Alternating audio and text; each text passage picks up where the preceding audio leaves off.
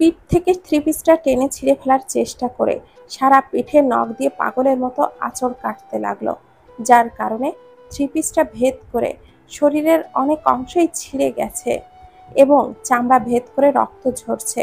তারপর পিঠ থেকে থ্রি পিসটা সরাতে ব্যর্থ হলে আমাকে ধাক্কা দিয়ে বিছানায় ফেলে দিল। তারপর নিজের হাত জোড়া দিয়ে আমার হাত বিছানার সাথে চেপে ধরে আমার পেটে নিজের দাঁত বসিয়ে কামড়াতে লাগলো। তার এক একটা কামড় যেন আমার কলিজা ছেদ করে বের হচ্ছে। আমি জোরে জোরে চিৎকার দিয়ে তাকে সরাতে চেষ্টা করছি, কিন্তু তার শক্তির সাথে আমি কিছুতেই পেরে উঠছি না। আমার চোখ দিয়ে অঝরে পানি পড়ছে। নিশান আমার চোখে পানি দেখে বলল, একদম আমার সামনে ন্যাকা কাঁদবি না। আমি ছুঁয়ে দিলে তোর ভালো লাগে না, তাই না? আমার ছোঁয়া তোর অসহ্য লাগে, কিন্তু ওই আরিয়ান তোকে ছুঁয়ে দিলে তোর খুব মজা লাগে, তাই না? চিৎকার দিয়ে কথাগুলো বলেই যাচ্ছে। আপনার কোথাও ভুল হচ্ছে। আমার থ্রি পিসের জুচ পড়ে গিয়েছিল আরিয়ান ভাইয়ার সাথে ধাক্কা লেগে, তাই উনি পরিষ্কার করে দিচ্ছিল। চুপ নীলাশা, আমাকে একদম মিথ্যা কথা বলবি না। কই দেখি দেখি, কোথায় কোথায় হাত দিয়েছিল? বলেই পাগলের মতো সারা শরীরে আঁচড় কাটতে লাগলো। আমি চিৎকার দিয়ে কান্না করতে লাগলাম। আমি নীলাশা খান, এইবার ইন্টার ফার্স্ট ইয়ারে পড়ি, বাবা মায়ের একমাত্র আদরের মেয়ে। আর যে আমার সাথে অসভ্যতামি করছিল ওটা আমার মামাতো ভাই নিশান খান, এইবার অনার্স ফোর্থ ইয়ারে পড়ে। আমরা মূলত আমার মামাতো বোন দিশার জন্মদিন উপলক্ষে এখানে এসেছি। আজ দিশার জন্মদিন ছিল, সবকিছু ভালোভাবেই চলছিল। হঠাৎ নিশান ভাইয়ার বন্ধু আরিয়ান ভাইয়ের সাথে আমার ধাক্কা লেগে তার হাতের জুসের গ্লাসটি আমার থ্রি পিসের উপরে পড়ে। আরিয়ান ভাইয়া বলল, আরে তোমার ড্রেসটা তো খারাপ হয়ে গেল। সরি, আমি আসলে বুঝতে পারিনি, এক্ষুনি ঠিক করে দিচ্ছি। এটা বলেই আমার থ্রি পিসটা পরিষ্কার করে দেওয়ার জন্য এগিয়ে আসলেন। থাক ভাইয়া, লাগবে না, আমি ড্রেসটা চেঞ্জ করে নিচ্ছি। তারপর দ্রুত দিশার রুমে চেঞ্জ করতে চলে এলাম, কিন্তু হঠাৎ রুমে নিশান ভাইয়া ঢুকে দরজাটা লাগিয়ে দিল। তার চোখ মুখ লাল হয়ে আছে, ঠোঁট জোড়া কাঁপছে, তাকে অনেক হিংস্র লাগছে। যদিও আমি মামার বাড়িতে খুব একটা আসি না, আর আসলেও কেন জানি নিশান ভাইয়া আর আমাকে ইগনোর করেন, কথাও বলেন না। আমি মামার বাড়ি আসলে উনি সারাদিন নিজের রুম থেকে বের হন না, তাই আমি ঠিক বুঝতে পেরেছিলাম আমার আশাতে নিশান ভাইয়া অনেক বিরক্ত হন। তাই যেটুকু আসতাম সেটাও বন্ধ করে দিয়েছিলাম। তাই অতটাও তাকে চিনি না। আমি অবাক চোখে তার দিকে চেয়ে আছি, যে মানুষটা আমাকে না দেখার জন্য আমি আসলে রুম থেকে বের হতো না, সে আমার রুমে কেমনে, কি ভেবে? আমি কিছুই ভেবে পাচ্ছিলাম না। তাকে কোনো কিছু জিজ্ঞাসা করতে যাব, তার আগে যা ঘটলো তা তো আপনারা জানেনই। নিশান ভাইয়া বিছানা থেকে উঠে বলতে লাগলো, তোকে যেন আর ওই আরিয়ানের সাথে ঢলাঢলি করতে না দেখি, নইলে কতটা খারাপ হয়ে যাবে তুই কল্পনাও করতে পারবি না। আজকে তোর সাথে যা যা হয়েছে সেটা যেন কেউ না জানতে পারে। চিৎকার দিয়ে বলে সে দ্রুত রুম থেকে বের হয়ে গেল। আমি বিছানার চাদরটা শরীরে ঢেকে নিয়ে জোরে জোরে চিৎকার দিয়ে কান্না করতে লাগলাম। কান্না করার কারণে চোখ মুখ জ্বালা করছে আর বড় বড় হেঁচকি উঠছে।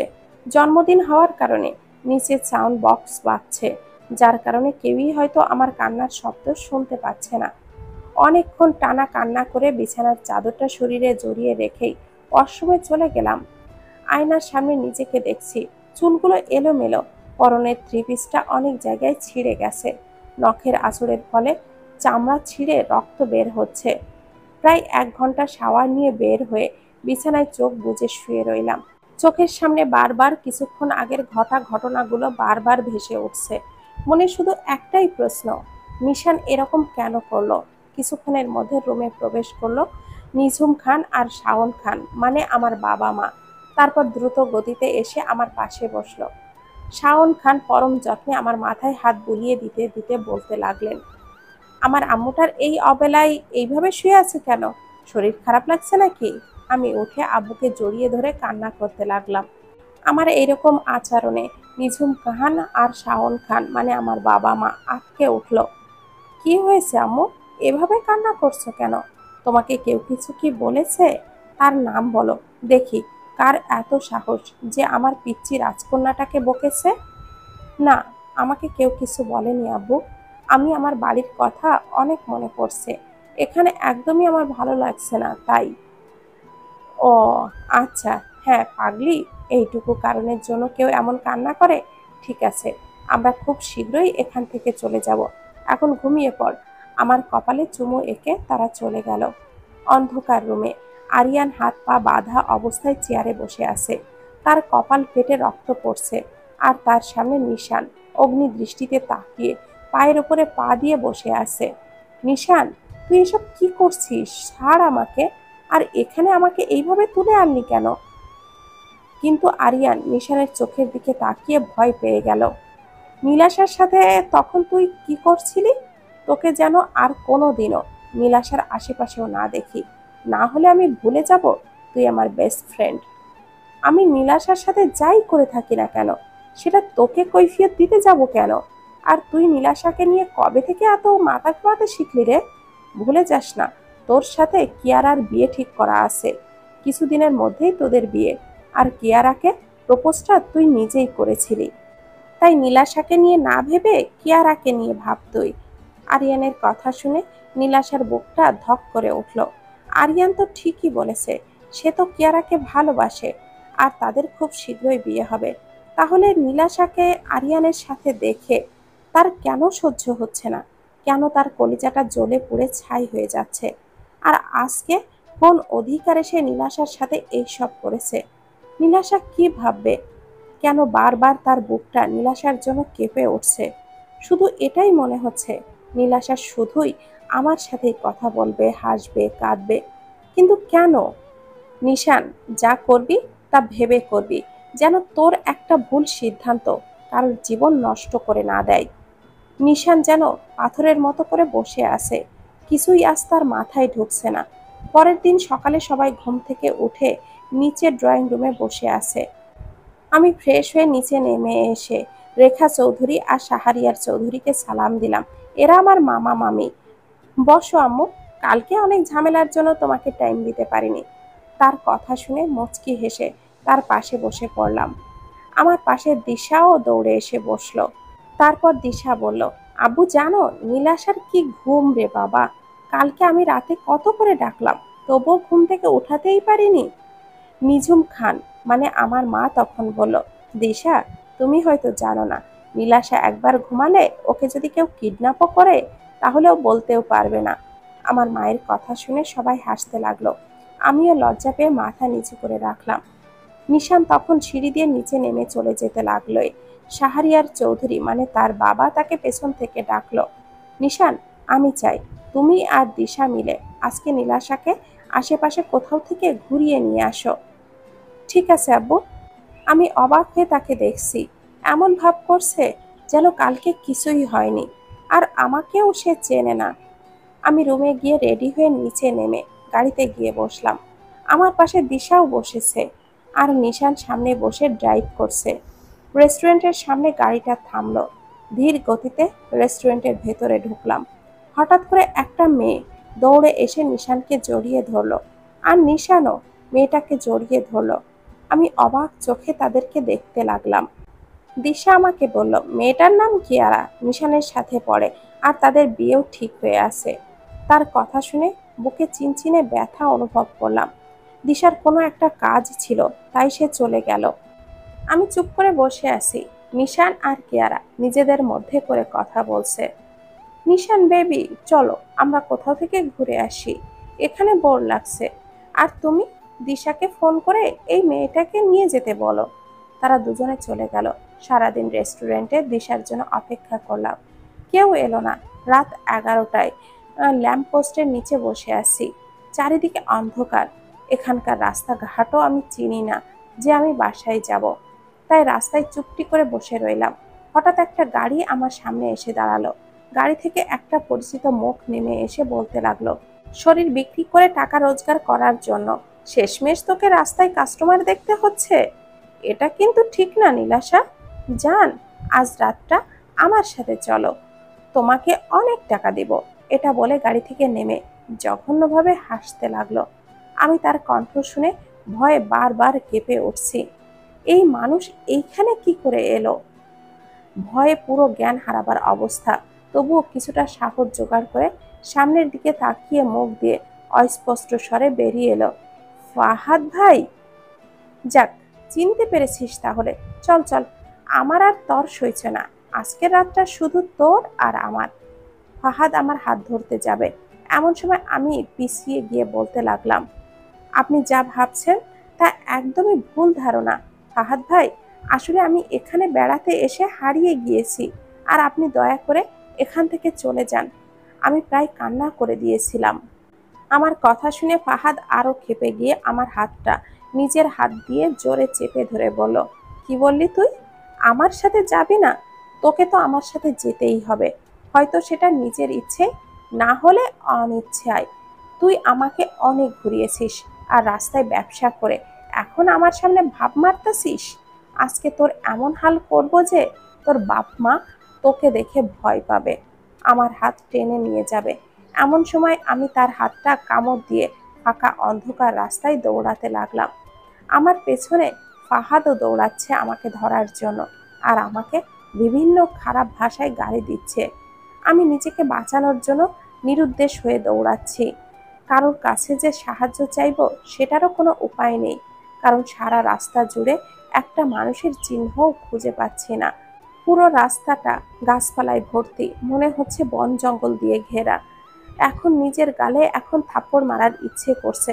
কেন যে ওই বন বিড়ালের সাথে ঘুরতে আসছিলাম, না আসলে এই চরিত্রহীন ফাহাদ ভাইয়ের পাল্লায় পড়তে হতো না আমায়। আল্লাহ, এবারের মতো আমায় বাঁচিয়ে নাও। বাতাসের গতিতে দৌড়াতে লাগলাম। পেছন থেকে ফাহাদ ভাই বলছে, এই থাম বলছি, কোথায় যাবি তুই? এই ফাঁকা জঙ্গলে কেউ তোকে সাহায্য করতে আসবে না, ধরা দে বলছি। আমি দৌড়াচ্ছিলাম, এমন সময় দ্রুত গতিতে আসা একটা গাড়ি আমার চোখের সামনে চলে এলো। আমি না বলে জোরে চিৎকার দিয়ে সেখানে চোখ মুখ বন্ধ করে থাকলাম। কিন্তু কিছুক্ষণ পর শরীরে কিছু অনুভব না করার কারণে পিটপিট করে সামনের ব্যক্তিটাকে দেখে জান ফিরে পেলাম। দৌড়ে তার পেছনে গিয়ে হাঁপাতে লাগলাম। নীলাশা, কি হয়েছে? তুমি এত রাতে এই রাস্তায় এইভাবে দৌড়াচ্ছ কেন? আর এখানে তুমি কি করে এলে? জিজ্ঞাসার দৃষ্টিতে আরিয়ান ভাইয়া কথাগুলো জিজ্ঞাসা করলো। আর অন্যদিকে আমি ভয়ের চোটে কিছুই বলতে পারছি না, শুধু এক হাত উঠিয়ে সামনের দিকে দেখিয়ে দিলাম। ফাহাদ আমাদের সামনে এসে বলতে লাগলো, এই যে হিরো, যদি নিজের ভালো চাও তো চুপচাপ এখান থেকে কেটে পড়ো, না হলে মেরে এমন হাল করব যে আর কোথাও হিরোগিরি দেখাতে পারবে না। এই মেয়েটা আজকে রাতে আমার শিকার। আরিয়ান এতক্ষণে সবকিছু চুপচাপ মুখ বুজে সহ্য করছিল। সবকিছু বুঝে নিয়ে মুচকি হেসে গাড়ির দরজাটা খুলে হাতে একটা বন্দুক বের করে ফাহাদের দিকে তাক করলো। যা, নিয়ে যা, তোর যদি সাহস থাকে একটা চুল ছুঁয়ে দেখ তো আমার সামনে, চিৎকার দিয়ে বলল আরিয়ান কথাগুলো। ফাহাদ পুরাই ঘাবড়ে গেল আরিয়ানের হাতে গানটা দেখে, তাই সে উল্টো দৌড় দিল, কিন্তু যাবার সময় বলে গেল, আজকে পার পেয়ে গেলি নীলাশা, কিন্তু মনে রাখিস আমি আবারও ফিরে আসব। বলেই সে দ্রুত চোখে আড়াল হয়ে গেল। আরিয়ান গানটা গাড়িতে রেখে আমার দিকে ঘুরে বলতে লাগলো, ভয়ের কিছু নেই, ছেলেটা চলে গেছে। কিন্তু সত্যি করে বলতো, তুমি এখানে কি করছো? আর ছেলেটা তোমার নাম জানলো কিভাবে? জি মানে ভাইয়া, ওই ছেলেটা আমাদের এলাকার একটা বড়লোক বাবার বখাটে ছেলে। এর আগে অনেক মেয়ের জীবন নষ্ট করেছে। আমাকে লাভ লেটারও দিয়েছিল, কিন্তু আমি তাকে পাত্তা দেই নাই। আজকে আমি ঠিক টাইমে না আসলে কি হতো একবারও ভেবে দেখেছো তুমি? কিন্তু তুমি এখানে কেন? নিশান ভাইয়া আর দিশার সাথে ঘুরতে এসেছিলাম, তারপর রেস্টুরেন্টের সব কথা তাকে খুলে বললাম। এটা শোনার পর আরিয়ান ভাইয়া অনেক রেগে গেল। নিশান এতটা দায়িত্বহীন কেন? আমি না এলে কি হয়ে যেত তোমার সাথে? এটুকু কোনো সেন্স নেই? একটা অচেনা মেয়েকে হোটেলে একাই বসিয়ে রেখে নিজের গার্লফ্রেন্ডের সাথে ঘুরতে গিয়েছে। আজকে কোনো দুর্ঘটনা হয়ে গেলে এটার ক্ষতিপূরণ কে দিতে পারতো বলো? আমি মাথা নিচু করে দাঁড়িয়ে আছি, আর চোখ দিয়ে পানি পড়ছে, আর মনে একটা ঘৃণার বিষাদ জমাট হয়েছে নিশান ভাইয়ের ওপরে। হয়তো এই বিষাদে একদিন নিশান ভাইকে জ্বালিয়ে পুড়িয়ে কাঠ করে দেবে। আরিয়ান তখন বলে উঠল, অনেক রাত হয়ে গেছে, চলো আমার সাথে। আজকের রাতটা আমাদের বাড়িতেই থাকিও। আমাকে নিজের ভাইয়ের মতোই ভাবতে পারো, আর ভয় পাওয়ার মতো কিছুই নেই। আমার বাড়িতে বাবা মা ছোট বোন সকলেই আছে। আমি অবাক চোখে আরিয়ানের দিকে তাকিয়ে আছি। একটা মানুষ কি করে এত ভালো হতে পারে? তাই কথা না বাড়িয়ে তার সাথে চলে গেলাম। অন্যদিকে অন্যদিকে ডাইনিংয়ে বাচ্চার মতো করে কান্না করছে নিঝুম খান আর শাওন খান। ফ্লোরে পায়চারি করছে। শাহরিয়ার খান গম্ভীরভাবে সোফায় বসে আছে। সবারই মাথায় একটাই চিন্তা, নীলাশা কোথায়? দিশা মাথা নিচু করে দাঁড়িয়ে আছে। মুখ চোখ দেখে বোঝা যাচ্ছে বেচারি অনেক গালি খেয়েছে। রাত 1টায় নিশান বাড়ির মধ্যে প্রবেশ করলো।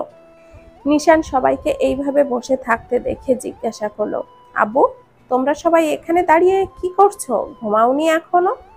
আর কিছু বলার সুযোগ না দিয়ে শাহরিয়ার চৌধুরী ঠাস করে তার গালে একটা চড় বসিয়ে দিল। গালে হাত দিয়ে হতভম্ব হয়ে তাকিয়ে রইল নিশান। অবাক হওয়ারই কথা, এই প্রথম তাকে কেউ মারল। নিশান, তুমি কোথায় ছিলে? আর নীলাশা কোথায়? এটা শুনে নিশান যেন আকাশ থেকে পড়ল। তার আর বুঝতে বাকি রইল না যে নীলাশা এখনো বাসায় আসেনি। তাকে ড্রপ করার কথা ছিল তো, কিন্তু তাকে কিয়ারা এত বিজি করে রেখেছিল যে এটা তার মনেই ছিল না। অজান্তেই নিশানের বুকটা যেন কেঁপে উঠল। কিন্তু কেন এটা? হয়তো তার অজানা। নিশান দৌড়ে গাড়িতে বসে ফুল স্পিডে গাড়িটা চালিয়ে সেই হোটেলের সামনে এলো। কিন্তু হোটেলটা বন্ধ ছিল। তন্ন তন্ন করে আশেপাশের সব জায়গা দেখতে লাগলো। আজ যেন অদৃশ্য এক হারানো ভয় তাকে কুকড়ে কুকড়ে খাচ্ছিল। শুধু একটা কথাই তার মাথায় ঘুরছিল, সেটা হলো নীলাশা।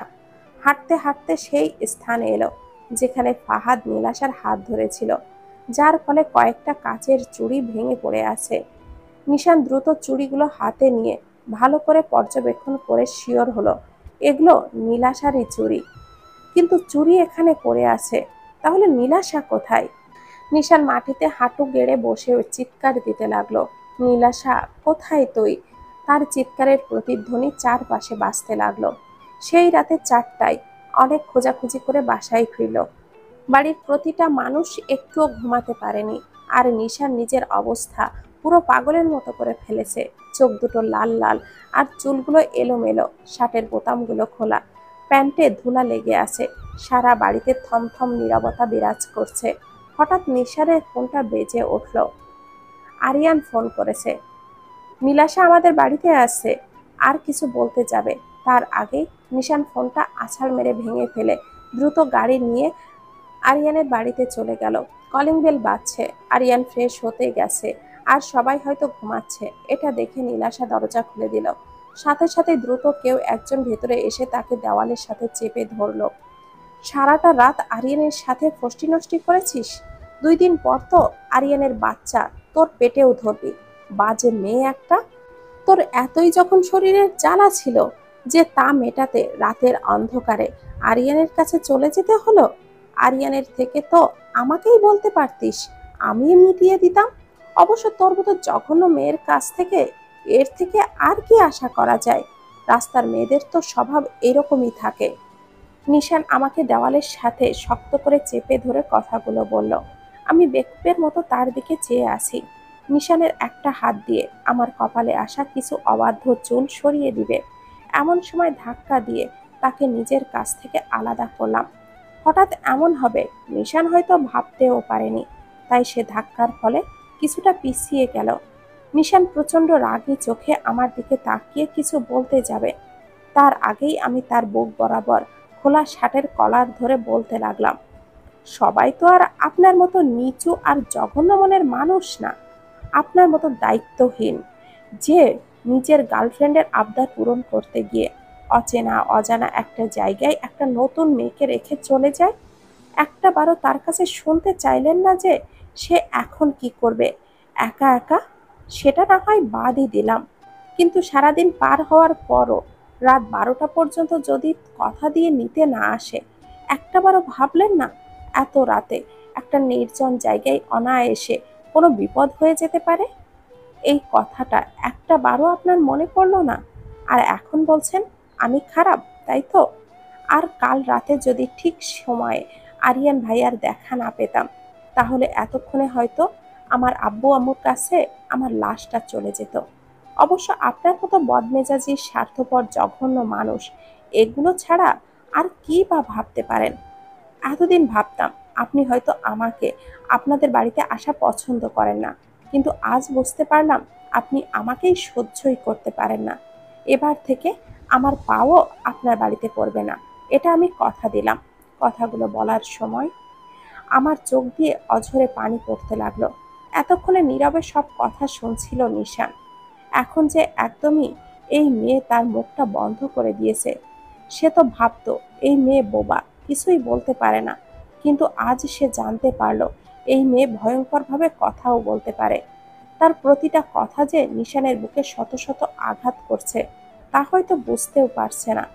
পেছন থেকে আরিয়ান বলে উঠল, তুই জানিস কাল রাতে কত বড় একটা বিপদ হয়ে যেত, আর তুই এত দায়িত্ব জ্ঞানহীন কবে থেকে হলি রে নিশান? যাই হোক, সকাল হয়েছে, ব্রেকফাস্টটা তোরা এখানেই করে নে, তারপর না হয় বাসায় চলে যাস। আরিয়ানের কথাটা শেষ হওয়ার আগেই নিশান আমাকে আচমকায় টানতে টানতে গাড়িতে নিয়ে জোর করে বসিয়ে দেয়, আর সে ড্রাইভ করে।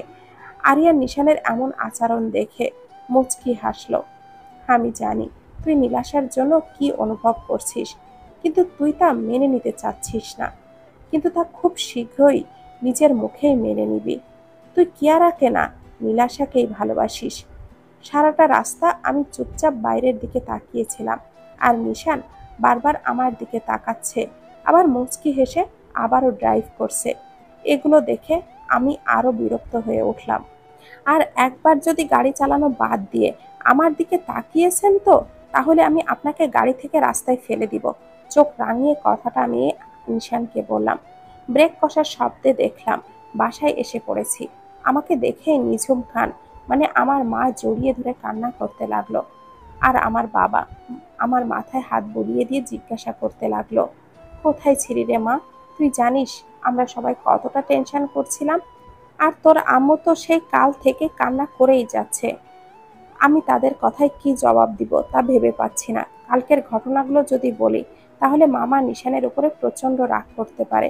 এতক্ষণে নিশান চুপ করে মাথা নিচু করে বসেছিল। শাওন খানের কথা শুনে নিশান কিছু বলতে যাবে, আমি তার আগেই বলে উঠি, আমি আসলে আব্বু, আজকে আরিয়ান ভাইয়ার বোনের বার্থডে ছিল, আর রেস্টুরেন্টে তাদের সাথে দেখা হয়, তাই তাদের সাথে গিয়েছিলাম। আর আমার তো ফোন নেই, তাই তোমাদের জানাতে পারিনি, কিন্তু আমি আরিয়ান ভাইয়ার নাম্বার থেকে ফোন দিতে চেয়েছিলাম, পরে আর মনে ছিল না। সরি আব্বু। আমার কথা শুনে আব্বু বলল, এই মেয়ে, তুমি কি এখনো ছোট্টটি আছো নাকি? তোমার কোনো ধারণা আছে আমি তোমার আব্বু, তোমার মামা মামি কতটা টেনশন করেছিলাম? আর নিশান সারাটা রাত তোমাকে পাগলের মতো করে খুঁজে বেরিয়েছে। আমি আম্মুর কথা শুনে একটা তাচ্ছিলের হাসি দিলাম। সেটা সবার নজরে এড়ালেও নিশানের চোখে ঠিকই ধরা পড়ল। আর নিশান বুঝতে পারলো তাকে বাঁচানোর জন্যই আমি এইসব মিথ্যা কথা বলেছি। নিশান ভাইয়া যেন অবাকের চরম সীমানায় পৌঁছালো। শাওন খান, আহ, নিঝুমকে বকছো কেন? মেয়েটা কেবল আসলো, ওকে এখন বিশ্রাম নিতে দাও। আমরা আজ বিকালেই বাড়িতে রওনা দিব। আমি সবার সাথে কথা বলে রুমে এসে শাওয়ার নিয়ে রেডি হয়ে নিলাম। ট্রেনে বসে আছি, 1 ঘন্টা আগে ট্রেন ছেড়েছে। সবাই দেখা করতে এসেছিল, কিন্তু নিশান ভাইয়া একটিবারও দেখা করেনি। তাই চোখের সামনে বারবার নিশান ভাইয়ার মুখটা ভেসে উঠছে। 10 দিন পর নিশান ছাদে দাঁড়িয়ে আছে। কিছুক্ষণ আগে কিয়ারার সাথে ব্রেকআপ করেছে সে, কিন্তু সেটা তার ভাবান্তর না। তার মূল ভাবনা এখন নীলাশাকে ঘিরে। এই 10টা দিনে নিশান প্রতিটা মুহূর্তে নীলাশার কথাই ভেবেছে।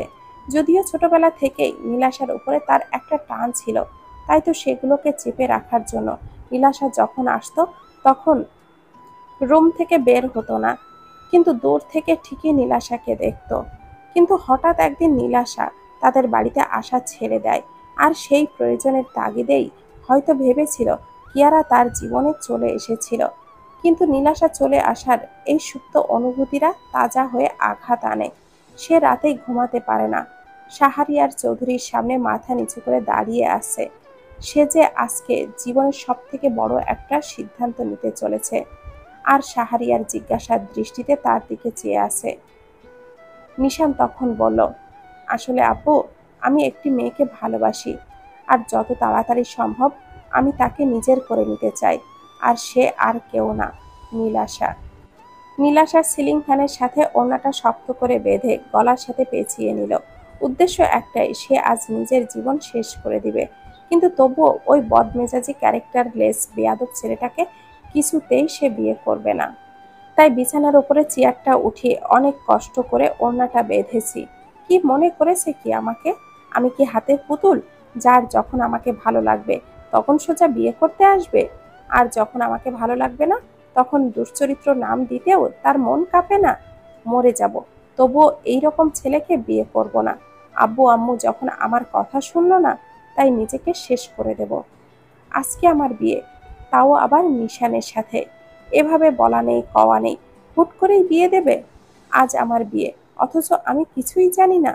আমার তো নিজের ইচ্ছে বলে কিছু আছে এটাই মনে হচ্ছে না। সবাই তো তার আপন আপন ইচ্ছা প্রকাশ করার অধিকার আছে, কিন্তু এখানে আমার বিয়ে বলে কথা, একটা বারও আমাকে এই বিষয়ে জানানোর প্রয়োজন বোধটুকুও মনে করলো না। আমি কিছুতেই নিশানের মতো ছেলেকে বিয়ে করব না। যে ছেলে মেয়েদের সম্মান দিতে পারে না, তাকে বিয়ে করে নিজের পায়ে কুড়াল মারার কোনো শখ বা মন মানসিকতা আমার অন্তত নেই। আজকে কলেজ থেকে ফেরার পর থেকেই আম্মু আব্বু স্বাভাবিক আচরণ করছিল, আমি সব চোখে চোখে রেখেছিলাম। কিন্তু সন্ধ্যার দিকে হুট করেই 10-12 জন মেয়ে আমার রুমে এসে আগন্তুকের মতো আমাকে বেনারসি পরিয়ে দিল, আর আমাকে পুতুলের মতো করে সাজাতে লাগলো। তারপর তারা নিজের নিজের মতো করে চলে গেল, আর আমি অবাক চোখে তাদের চলে যাওয়ার দিকে তাকিয়ে রইলাম। মাথার মধ্যে সবকিছু কেমন যেন এলোমেলো হয়ে যাচ্ছে। চোখ থেকে কয়েক ফোঁটা জল গড়িয়ে পড়ল ফ্লোরে। আব্বু আম্মু এত বড় একটা সিদ্ধান্ত আমাকে না জানিয়ে নিয়ে নিল। বিছানায় চুপটি করে বসে আছি আমি। কিছুক্ষণ পরে আব্বু আম্মু আমার রুমে প্রবেশ করলো। তারা এসে আমার পাশে বসলো। আমি জানি তোর মনে এখন কি চলছে, কিন্তু আমরা যা করছি তোর ভালোর জন্যই করছি। আমার পুরো বিশ্বাস আছে যে তুইও একদিন আমার সিদ্ধান্তকে সঠিক সিদ্ধান্ত হিসাবে মানবি। আর তোর আর নিশানের উপরে আমার বিশ্বাস আছে যে তোরা সবকিছু গুছিয়ে নিয়ে সামনে এগিয়ে যাবে। মাথায় হাত বুলিয়ে কথাগুলো বলল। আমি নিশানের সাথে আমার নামটা শুনে চমকে উঠলাম। তার মানে আমার সাথে হুট করে নিশানের বিয়ে হচ্ছে? এটা শুনে মাথাটা যেন ভনভন করে উঠল। তবুও চুপ করে রইলাম। মাথার মধ্যে শুধু নিশানের অপমান করার মুহূর্তগুলো চোখের সামনে ভাসতে লাগলো।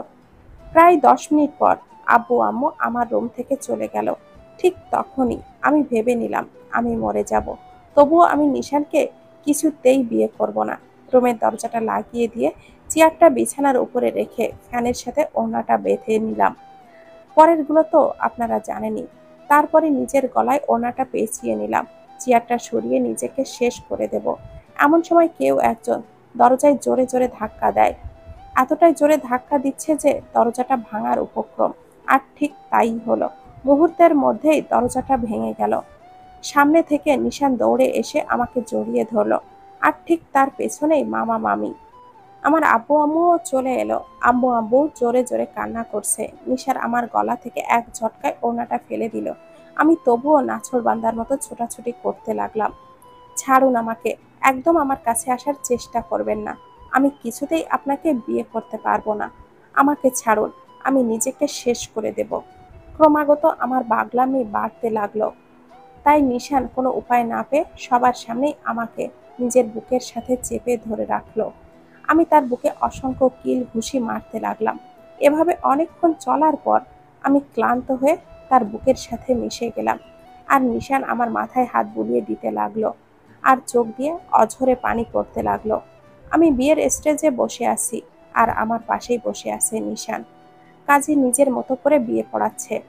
আমি শুধু পাথরের মতো করে বসে আছি, কারণ আমার বাবা আমাকে তার মাথা ছুঁয়ে দিব্যি দিয়েছেন, যদি আমি নিশানকে বিয়ে না করি তাহলে আমি তার এই মুহূর্তে মরা মুখ দেখব। নিজের আব্বুর মৃত্যুর কথা শুনে আমি বাধ্য হয়ে বিয়ের পিঁড়িতে বসলাম। আমি কাজীর কথায় বাস্তবে ফিরলাম। কবুল বলো মা। আমি একটা দীর্ঘ নিঃশ্বাস নিয়ে বললাম, কবুল কবুল কবুল। আমার পরে নিশানও 3বার কবুল বলল। নিশানের ইচ্ছে করছে আমাকে সবার সামনে কোলে তুলে ঘুরতে, কারণ আজ সে আমাকে একদম নিজের করে পেয়েছে। নিশান আমার দিকে তাকিয়ে মুচকি হাসল। বিদায়ের সময় নিজের রুমের প্রতিটা জিনিস খুঁটিয়ে খুঁটিয়ে দেখতে লাগলাম। চোখ দিয়ে পানি বাঁধ যেন ভেঙে পড়তে চাইছে, তবুও আমি কাঁদতে পারছি না। মনের এক কোণায় হয়তো গভীর অভিমান আর অভিযোগেরা বাসা বেঁধেছে। যাওয়ার সময় পুরো বাড়িটাকে একবার চোখ বুলিয়ে নিলাম, তারপর সোজা গাড়িতে উঠে বসলাম। আমার এরকম ব্যবহারে আব্বু প্রচণ্ড আঘাত পেয়েছে, তবুও একটিবারও তাদের দিকে তাকালাম না। গাড়ি চলতে থাকলো নিজের গতিতে। ঠিক আমার জীবনের গাড়িটা আজ অজানা উদ্দেশ্যে পাড়ি দিচ্ছে। জানি না আমি এই রাস্তায় কতটা সফল হতে পারি। বর্তমানে বাসর ঘরে বসে আছি, তবে অল্প 10 জনের মতো করে। লজ্জা পেয়ে মাথায় এক হাত ঘোমটা টেনে কাঙ্ক্ষিত মানুষটির জন্য অপেক্ষা করা নয়, বরং একটা গেঞ্জি আর একটা প্লাজো পরে সারা বিছানায় ছড়িয়ে ছিটিয়ে শুয়ে আছি। শরীরে নতুন বইয়ের যেগুলো পড়ার কথা, সব বিপরীত পড়ে আছি আমি।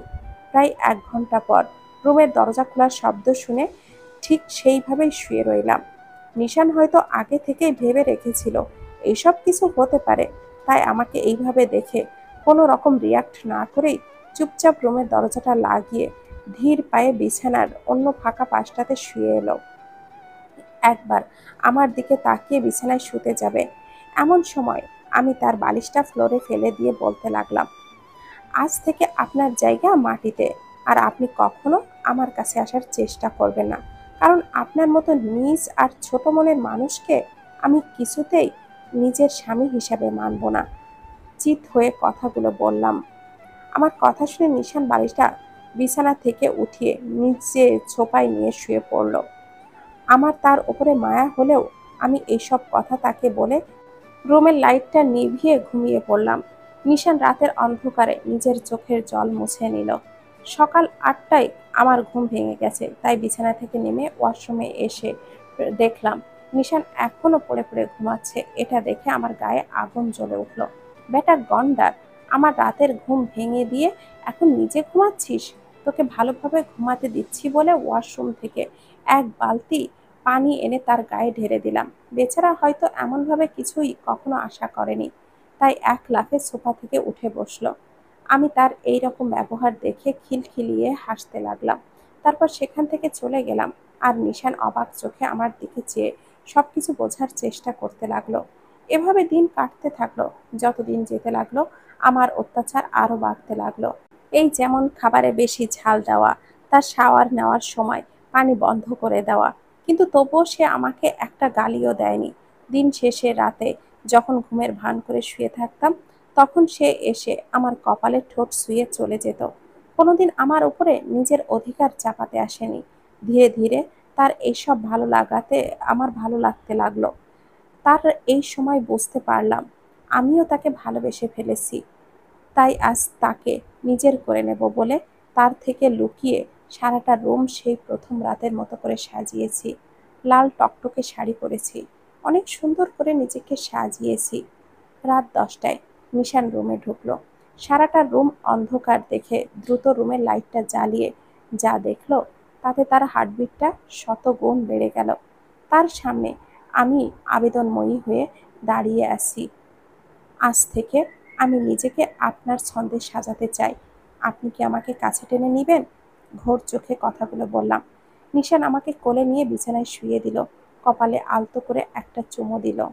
তার 2 হাত দিয়ে আমার গালে আলতো করে ধরে বলতে লাগলো, তুই আমার এমন একটা নেশা, যেটা থেকে আমাকে কেউ সারা জীবনেও ছাড়াতে পারবে না। ভালোবাসি তোকে, খুব বেশি ভালোবাসি। তাই তো আমার সব সময় এটাই মনে হয়, ভালোবাসার নেশা তুই। এটা বলেই নিশান আমাকে জড়িয়ে নিল। তারপর দুজনে ভালোবাসার গভীরে হারিয়ে গেলাম। আমার বিয়ের জন্য যে পাত্র ঠিক করা হলো, সে দেখতে অসম্ভব রকমের সুন্দর। শুধু চেহারা সুন্দর তা নয়, তার নিজের একটা এজেন্সি আছে। প্রতি মাসে 6 লাখ টাকা ইনকাম। বাবা বললেন এই ছেলে কিছুতেই হাতছাড়া করা যাবে না। আত্মীয় স্বজন যারা ছিল তারাও একই কথা বলেছে। আমাদের বংশের কোনো মেয়ের ভাগ্যে এমন ভালো বর জোটেনি। আমার এত ভালো ভাগ্য নিয়ে সবাই আফসোস করতে লাগলো। এরই মধ্যে ছেলে আর তার মা একবার এলো, এসে আমায় দেখে গেল। ছেলের পছন্দ হয়েছে, ছেলের মায়েরও। মা তখন একটা চালাকি করলেন, এত ভালো পাত্র যেন কোনোভাবেই হাত ফসকে বের হয়ে যেতে না পারে। এই জন্য তিনি তাড়াহুড়ো করলেন। ছেলের মাকে তিনি বললেন, মেয়েকে যেহেতু আপনাদের পছন্দ হয়েছে, তাহলে রিংটা পরিয়ে যান। মেয়ের নানান জায়গা থেকে বিয়ের আলাপ আসে, রিংটা পরালে আমরা তাহলে নিশ্চিত থাকতাম, অন্য জায়গা থেকে তাহলে আলাপ আসাও বন্ধ হয়ে যেত। ছেলের মা খুশি মনেই বলেন, কথা ঠিক বলেছেন বিয়ান, মেয়ে যেহেতু আমার পছন্দ হয়েছে, তাহলে একটা ফর্মালিটিস করা দরকার। কিন্তু আংটি তো তৈরি করে নিয়ে আসিনি। আমার হাতের আঙ্গুলে যে আংটিটা আছে, এটাই আমার হবু বৌমাকে পরিয়ে দিয়ে যাচ্ছি। আমার হবু শাশুড়ি আমার হাতে আঙ্গুলে আংটিটা পরিয়ে দিয়ে গেলেন, আর বিয়ের ডেটও ঠিক করে গেলেন। বিয়ে হবে 15 দিন পর। আমাদের বাড়ির সবাই খুশিতে আত্মহারা। বাবা পাড়া জুড়ে মিষ্টি বিতরণ করলেন। কিন্তু এর ঠিক 2 দিন পর আমাদের মেজ ফুপু এসে বাধা সাধলেন। মাকে ধরে বললেন, ভাবি, এই বিয়েটা ভেঙে দেন। মা অবাক হয়ে বললেন, কেন? বিয়ে ভেঙে দেব কেন? ফুপু তখন বললেন, এরা ভালো না, মারাত্মক লোভী লোক। এরা যে মারাত্মক লোভী তা তুমি কি করে জানো? আমার খালা শাশুড়ি বলেছেন, উনি চেনেন ছেলের পরিবারের সকলকে। এইসব আলাপ বাদ দাও। মানুষ কখনোই অন্য মানুষের ভালো দেখতে পারে না। আমার মেয়ে ওই বাড়িতে বিয়ে হলে রাজরানী হয়ে থাকবে, নিজের চোখে দেখে নিও তুমি। আমি মানুষ চিনি, ছেলের চেহারা দেখেই বুঝেছি এমন লক্ষ্মী ছেলে হয় না। ছেলের মাও মাটির মানুষ, কি ভালো আচরণ। ফুপু আর এই নিয়ে কথা বললেন না, শুধু বললেন, আপনি যদি ভালো মনে করেন তাহলে তো আলহামদুলিল্লাহ, ভালোই। বিয়ে দিন। আমার ভাতিজির ভালো ঘরে বিয়ে হলে তো আমারই আনন্দ। বিয়ের সময় আমাদের আত্মীয় স্বজন পাড়া প্রতিবেশী সবচেয়ে বেশি অবাক হলো। ওরা এত গহনা এনেছে যে এত গহনা আমাদের কেউ কখনো চোখেও দেখেনি। তাছাড়া আমার শাশুড়ি মায়ের কাছে ফোন করে বলেছে, তার একমাত্র ছেলে, তিনি বিয়ের পর আমার নামে শহরের জমি থেকে 8 শতক জমি লিখে দেবেন। বিয়ের দিন আমার মেজ ফুপুকে মা ইচ্ছে মতো লজ্জা দিলেন। বললেন, তুমি তো বলছিলা ছেলের পরিবার লোভী, এখন নিজের চোখে দেখো লোভী কিনা এরা। এই যে চোখ খুলে গহনাগুলো দেখো। জীবনে এত গোল্ড দেখেছো কখনো? আরে দূর থেকে দেখলে কি হবে, কাছে আসো, হাত দিয়ে দেখো, পরে বলবা এইসব গোল্ড না, নকল। হাসলেন মা। কিন্তু মেজ ফুপু লজ্জায় কেঁদে ফেললেন। কাঁদতে কাঁদতে তিনি বললেন, ভাবি, আমি তো শুধু আমার খালা শাশুড়ির থেকে কথাটা শুনে এসে বলেছিলাম। আপনি আমায় কেন এইভাবে লজ্জা দিচ্ছেন? জুই তো আমার ভাইয়ের মেয়ে, সে আমার রক্ত। আমি কি তার খারাপ চাইব? মা ফুপুর এইসব কথা কোনো পাত্তাই দিলেন না, দূরে সরে গেলেন। বাবা তখন মাকে বলেছিলেন, তুমি বেশি বেশি করছো, কোনো কিছু নিয়েই বাড়াবাড়ি করতে নেই, এর ফল খারাপ হয়। বাবার কথা শুনে মা তেলে বেগুনে জ্বলে উঠলেন। চিৎকার করে বাড়ি মাথায় তুলে নিয়ে বললেন, খারাপটা কি আবার? খারাপটা কি হবে শুনি? তোমার বোন একটা মিশকা শয়তান। আমার মেয়ের এত ভালো বিয়েটা সে ভেঙে দিতে চাইছিল, আর তুমি তার পক্ষ নিয়ে কথা বলছো? তোমার বোন যেমন খারাপ, তুমিও তেমন খারাপ। বাবা কিংবা ফুপু তারা কেউই আর এই নিয়ে একটা কথাও বললেন না। বিয়ের পর প্রথম একটা মাস খুব ভালোই কাটলো ওখানে। কি সুন্দর বাড়ি, এত বড় বড় ঘর, কারুকার্য, বাগান, যেন পুরানো জমিদার বাড়ি, তাও আবার শহরে। সমস্যাটা হলো 1 মাস পর। আমার শাশুড়ি আমায় একদিন বললেন, বৌমা, গহনাগুলো ব্যবহার করলে তো মলিন হয়ে যাবে, এগুলো খুলে কোথাও রেখে দাও, পরে বাড়িতে গেস্ট আসলে বা কোথাও বেড়াতে গেলে পরে নিলেই হবে। শাশুড়ির কথা মতো সবগুলো গহনা আলমারিতে রেখে দিলাম আমি। এরপর শাশুড়ি আমার হাতে একটা চাবি দিলেন, বললেন, এটা লুকিয়ে রাখো। আলমারির চাবি আজ থেকে তোমার হাতে থাকুক, তুমিই এর মালিক। আমি খুশিতে আত্মহারা হয়ে উঠলাম। সেদিন মাগরিবের নামাজের পর 2 রাকাত নফল নামাজ আদায় করে শুকরিয়া আদায় করলাম আল্লাহর দরবারে। আমার শাশুড়ির মঙ্গল কামনা করে দোয়া করলাম। এর ঠিক কদিন পরেই অদ্ভুত ঘটনাটা ঘটল। সেদিন বাসায় কেউ নাই, সবাই বাইরে, শুধু আমি বাসায়। বিকেলবেলা একজন মাঝবয়সী মেয়ে লোক এসে কলিং বেল চাপলো।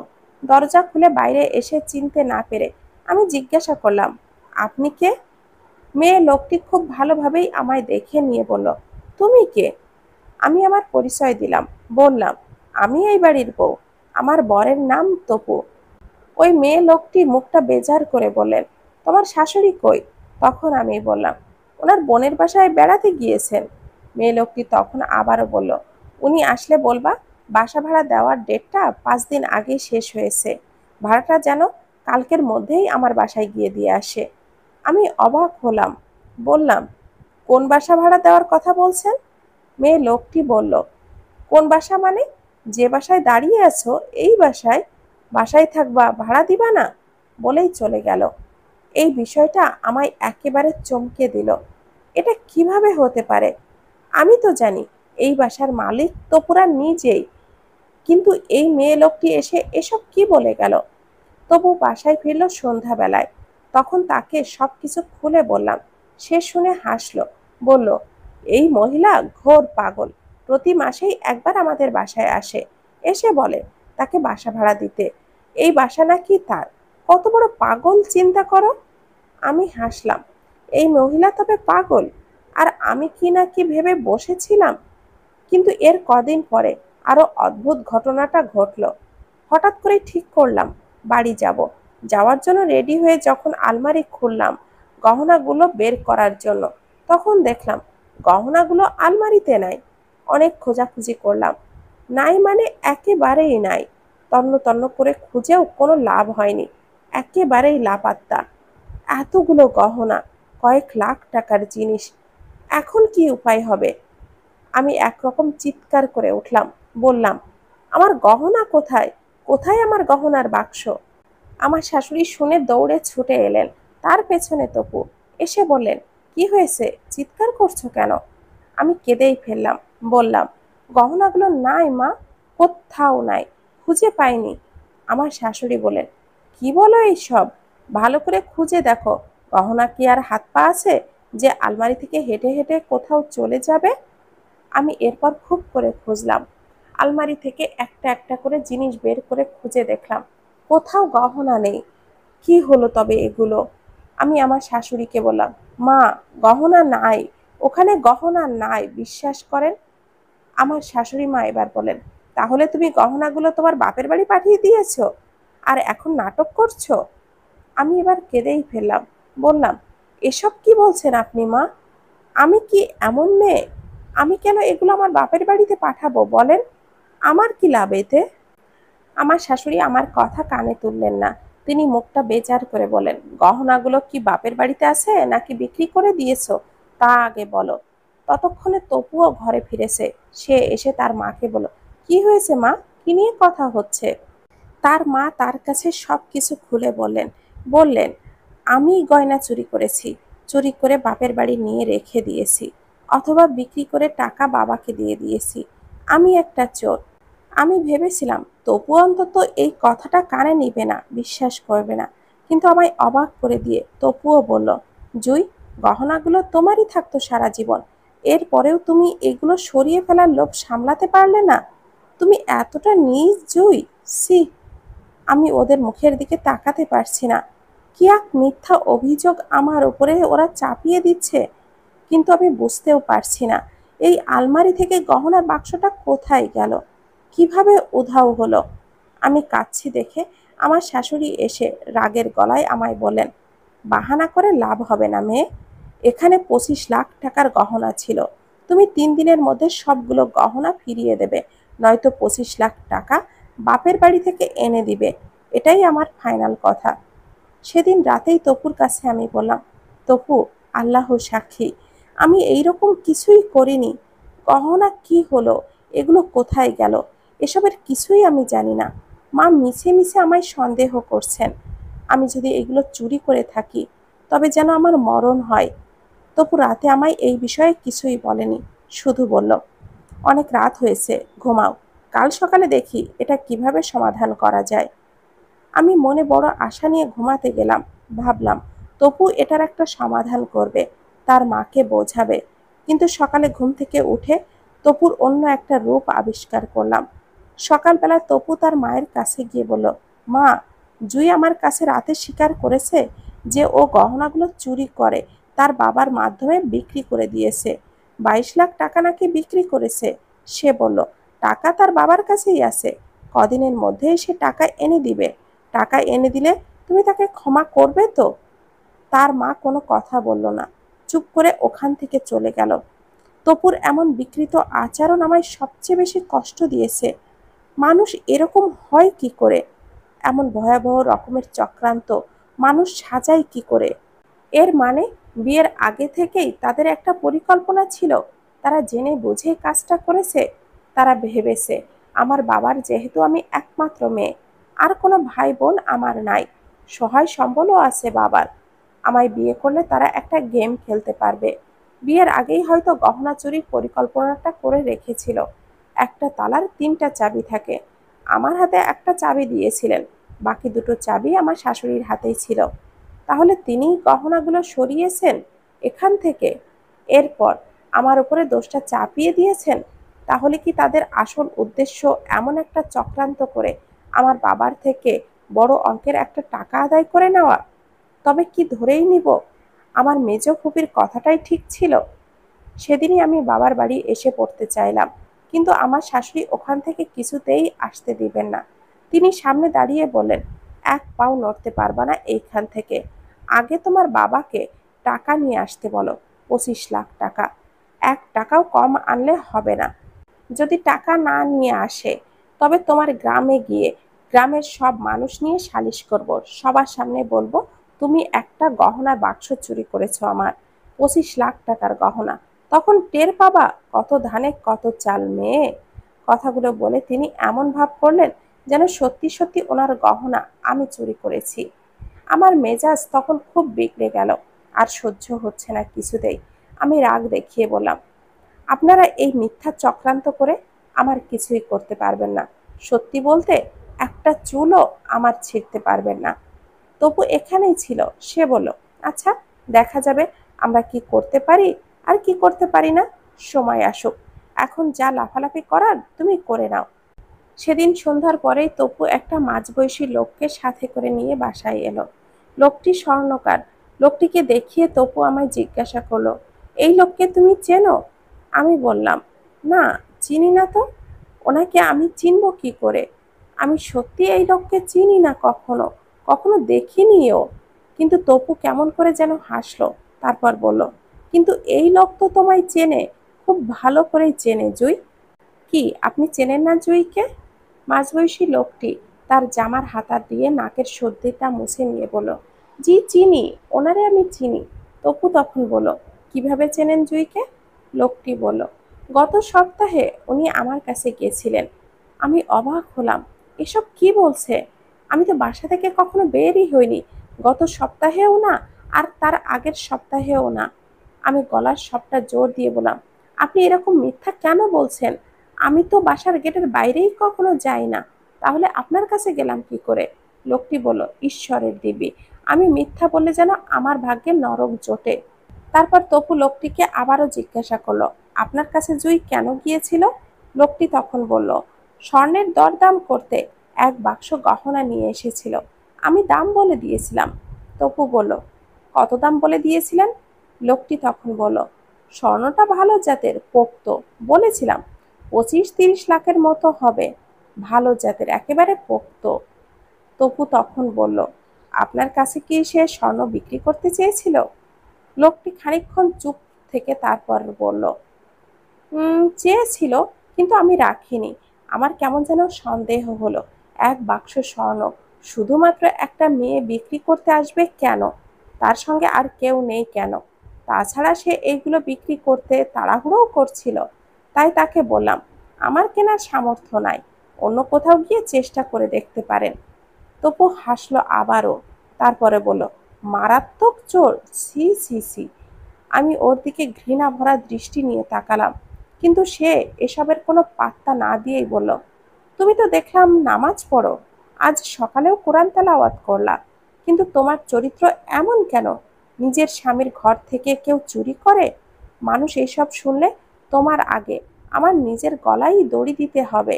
একটা চোর বিয়ে করে এনেছি। আমি ওর দিক থেকে চোখটা লাল করে তাকালাম। তারপর কিছু বলতে গিয়েও কেন জানি সাহস করতে পারলাম না। ভীষণ ভয় লাগছে। কেন জানি মনে হচ্ছে আমি যদি ওদের সঙ্গে বাড়াবাড়ি করি বা তর্ক করি, তবে ওরা আরো নানান ষড়যন্ত্র করবে, আমার কোনো ক্ষতি করে বসবে। এরপর মাকে ফোন করলাম। আমি ফোন করে সব কিছু খুলে বললাম। মা শুনে কথা বলতে পারছে না, তার শরীর খারাপ হয়ে গেছে। আমি বললাম, বাবার কাছে ফোন দাও, তার সঙ্গে আমি পরামর্শ করব। মা এবার কথা বললেন, না না, সাবধান, তোর বাবার কাছে কিছুতেই বলা যাবে না এসব, তাকে এসব জানানো যাবে না। আমি বললাম, কেন জানানো যাবে না? বাবাকে না বললে কাকে বলবো আমি? কে সমাধান করবে এই সমস্যা? আমি এখানে কি অবস্থায় আছি এখানে তুমি বুঝতে পারছো? একটাবার বোঝার চেষ্টা করো। তোর বাপ মাথা মোটা লোক, তার শরীর ভর্তি খালি রাগ। এটা শুনলে দেখবি আজকেই পুলিশ নিয়ে ওখানে যাবে। তখন কি উপায় হবে বলতো? তোর সংসার টিকবে? মানুষ শুনে কি বলবে? এই যে সবাই জানে তোর এত বড় ঘরে বিয়ে হয়েছে, মানুষকে গলা বড় করে কত কথা বলেছি, বাইরের লোকেরা এখন এসব শুনলে কি উপায় হবে বলতো? আমি রাগে বললাম, শুধু তোমার জন্যই মা, তুমি বড় লোভী মানুষ। মেজ ফুপু বাধা দিয়েছিলেন, তুমি তা কানেই তোলনি। ফুপকে সবার সামনে লজ্জা দিয়েছিলে, কাঁদিয়েছিলে তাকে। আজ দেখো এর ফল কিভাবে আমি পাচ্ছি। মা বললেন, পেছনের কথা রাখ, আমার যা গহনা গাটি আর জমানো টাকা আছে তা নিয়ে শীঘ্রই আমি আসব। এসে ওদের এগুলো দিয়ে আপাতত মুখটা বন্ধ করব। তুই চিন্তা করিস না মা। মায়ের কথা শুনে আমার গায়ে আগুন ধরে গেল যেন। তুমি এত নির্বোধ কেন মা? তুমি কি বুঝতে পারছো না এরা ভয়াবহ রকমের খারাপ মানুষ? তুমি এদের জন্য স্বর্ণ আর টাকা নিয়ে আসবে, এতে লাভটা কি হবে? মা আমায় ধমক দিয়ে চুপ করিয়ে রাখলেন। তারপর বললেন, তুই চুপচাপ থাক, তোর শাশুড়ি আর জামাইয়ের সঙ্গে আমিই ফোনে কথা বলবো। যা করার আমি সব নিজেই করব, তোর কিচ্ছু করতে হবে না। আমি না করলাম বারবার মাকে, কিন্তু আমার মা কোনো কথাই কানে তোলেনি। তিনি ফোনটা কেটে দিলেন। আমি কি করব না করব কিছুই বুঝতে পারছি না। মা সবসময় নিজের ইচ্ছেই সব কিছু করেন। তার এইসব খামখেয়ালিপনার আচরণের জন্য বারবার আমাদের বিপদে পড়তে হয়। এবারেও পড়তে হবে, এটা বুঝতে পারছি। আর টাকা এনে দিলে ওরা আপাতত কয়েকটা দিন চুপ থাকবে, কিন্তু এরপর আবারও নতুন একটা ষড়যন্ত্র করবে। এটাই ওদের কাজ। এর চেয়ে আমার উচিত হবে গোপনে খবর নিয়ে দেখা, তপুর আসলে কোনো এজেন্সি আছে কিনা। এজেন্সি থেকে থাকলে আর 6 লাখ টাকা করে তার ইনকাম থাকলে এরকম করবে কেন সে? তাছাড়া ওই দিন যে একটা মহিলা এসে বলল ওই মহিলার বাসা ভাড়ার টাকা নিতে এলো, তবে কি ওই মহিলার কথাটাই সত্যি? তপুরা কি আসলেই ঠক প্রকৃতির লোক? ওদের পেশায় এইটা? কিন্তু এসব খবর কিভাবে নিব আমি, কার মাধ্যমে নিব? এসব নিয়ে চিন্তা করে কোনো কুল পেলাম না। রাতে তপুর বাসায় ফিরল। তোমার মা আপাতত কিছু টাকা দিচ্ছে, কিন্তু তুমি ভেবো না এই টাকা পেয়ে আমি সব ভুলে যাব। 25 লাখ মানে গুনে গুনে 25 লাখ। 10 টাকা কম হলেও আমি মানব না। সে একেবারেই দাও, আর কিস্তিতে কিস্তিতে করেই দাও। আমি তখন বললাম, এভাবে আমার উপরে মিথ্যা অভিযোগ চাপিয়ে টাকা নিচ্ছ কেন? এর চেয়ে সোজা বলো যৌতুক দিতে হবে, নাকি এই সাহসটা নাই? রাগেই বললাম কথাটা। তবু বিছানায় শুয়েই ছিল। আমার কথাটা শুনে সে বিছানা থেকে উঠে আমার কাছে এসে আমার গালে ঠাস করে একটা চড় বসিয়ে দিল। বেয়াদবি কম করবা। যৌতুক নিব কেন আমরা? আমাদের কোনো কিছুর অভাব আছে নাকি? তুমি চুরি করেছো, তোমার চুরি করা জিনিস তুমি ফেরত দিবে, এখানে যৌতুক এলো কোথা থেকে? আমি আর কিছুই বললাম না তখন, চুপ করে রইলাম। ভাবলাম এখন এইসব নিয়ে চিৎকার চেঁচামেচি কিংবা রাগারাগি করে কোনো ফল হবে না, বরং চুপচাপ থেকে চেষ্টা করে যেতে হবে কিভাবে এই বিপদ থেকে উদ্ধার পাওয়া যায়। আমি সেদিন রাতে আর ঘুমাতে পারলাম না। ঘুম আসছে না চোখে কিছুতেই। ফেসবুকে ঘাটাঘাটি করতে করতে একটার সময় একটা গ্রুপে একটা পোস্ট দেখে চমকে উঠলাম। পোস্টটা করেছে একটা মেয়ে, মোহনা হক নামে একটা মেয়ে। আর সবচেয়ে অবাক করা বিষয় হলো সেই পোস্টের নিচে এই ছবি, সেই ছবিটা হচ্ছে তপুর। পোস্টটিতে লেখা আছে, এই লোকটিকে কেউ ধরিয়ে দিতে পারবেন? লোকটির নাম হচ্ছে মোহিত। সে এসআই পরিচয় দিয়ে আমায় বিয়ে করেছিল 2 বছর আগে। বিয়ের পর তার মায়ের ক্যান্সার হয়েছে এবং মাকে বিদেশে নিয়ে চিকিৎসা করাতে হবে, এই কথা বলে আমার বাবার থেকে 5 লাখ টাকা চেয়ে নেয়। টাকা নেওয়ার পর সে একেবারেই উধাও হয়ে যায়, তার ফোন নাম্বার বন্ধ। সে যে বাসায় নিয়ে আমায় থাকতো সেটা জানতাম ওর নিজস্ব বাসা, কিন্তু ও চলে যাওয়ার পর জানলাম এটা তার বাসা না, সে ভাড়া থাকতো। আপনারা দয়া করে এই ভণ্ড প্রতারককে ধরিয়ে দিতে পারবেন? ফেসবুকে করা ওই পোস্টের নিচে একটা বড়সড় কমেন্ট করেছে আরেকটি মেয়ে। মেয়েটির নাম নাজলা। সে লিখেছে সেও এই লোককে খুঁজছে, তাকেও নাকি তপু নিজেকে ডাক্তার পরিচয় দিয়ে বিয়ে করেছিল। বিয়ের পর তার সঙ্গে মাসখানেক সংসার করেছিল। ওখানে তপু তার নাম বলেছিল আদনান। এই মেয়েটির বাবা স্বর্ণের তৈরি গহনার ব্যবসায়ী ছিলেন। তার দোকানে এক ধনাঢ্য লোক তার ছেলের বিয়ের জন্য অনেক পদের গহনার অর্ডার করেছিল। তপু রাতে সবার চোখ ফাঁকি দিয়ে শ্বশুরের পাঞ্জাবির পকেট থেকে দোকানের চাবি নিয়ে গিয়ে দোকান খুলে ওখানে তৈরি করা সব রাখা গহনা চুরি করে পালিয়ে যায়। তারপর থেকে মেয়েটি এবং তার পরিবার প্রাণপণে খুঁজে চলেছে তপুকে, কিন্তু কোথাও তাকে আর খুঁজে পাচ্ছে না। আমি তখনই সব বুঝে ফেলেছিলাম তপু আসলে কে, ওর পেশা কি, সব কিছু সম্পর্কেই। তখনই আমি প্রতিজ্ঞাবদ্ধ হই এবং মনে মনে ঠিক করি যেভাবেই হোক ওকে ওর উপযুক্ত পাওনা আমি বুঝিয়ে দিব। কিন্তু কিভাবে তপুকে তার উচিত শিক্ষাটা পাইয়ে দিব তা ভাবতেই থাকি। তবে এখানে সবচেয়ে বড় কাটা আমার নিজের মা।